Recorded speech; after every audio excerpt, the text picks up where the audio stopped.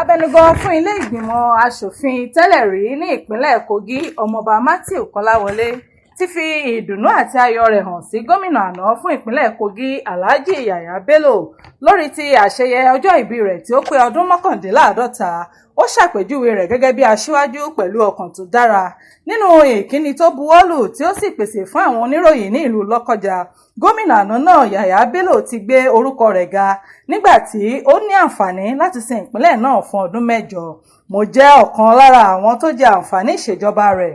Mo rí ojú rere gbà láti léwájú fún ilé ìgbìmọ̀ Asofin 6 àti 7 fún ìpínlẹ̀ Kogi, èyí tí ó fún mi ní àǹfààní láti jẹ́ Abenugan ilé tó pẹ́ jùlọ títí di àsìkò yìí.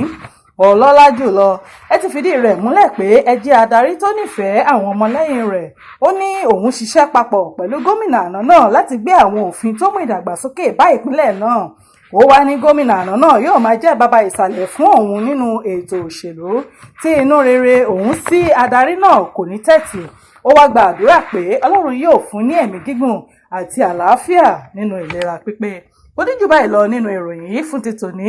Orúkọ mi ni Olúwafúnmiláyọ̀ Adéṣẹwọ́ láti ìkànnì Jígí Alára. Káfíńrè pàdé o.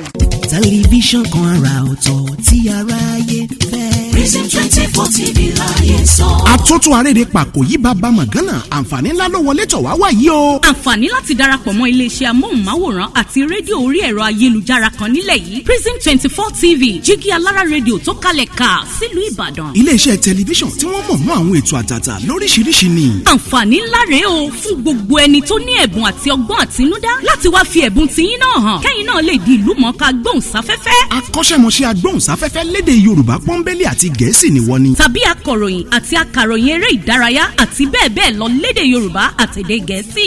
Ayàwòrán cameraman. Aṣàwòránpọ̀ editor. Onímọ̀ nípa ìwádìí ìtàn documentary researcher. Onímọ̀ nípa ìpolongo ọjà lójú òpó ayélujára. E-marketer àti akọ̀wé secretary. Àǹfààní tún wà fún ẹni tí ò tí ì máa gbóhùnsáfẹ́fẹ́, ya àwòrán, so àwòrán pọ̀ àti bẹ́ẹ̀ bẹ́ẹ̀ lọ ṣùgbọ́n tó gbàgbọ́ wípé ó lè kọ́ṣẹ́mọṣẹ́ lórí ẹ̀. Àwọn numbers wọ̀nyí ni kẹ́ ẹ pè fẹ́kúnrẹ́rẹ́ àlàyé o 0705 058 0241 àti 09039893895. tàbí kẹ́ WhatsApp nìkan sórí +1347 285 7401. lórí Facebook, Instagram àti Twitter ẹ kàn sí @prism24tv.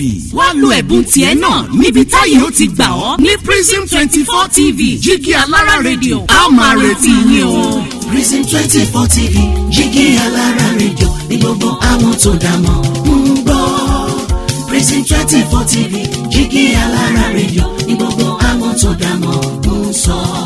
Tẹlifíṣàn kan àrà ọ̀tọ̀ tí aráyé ń fẹ́. Prism 24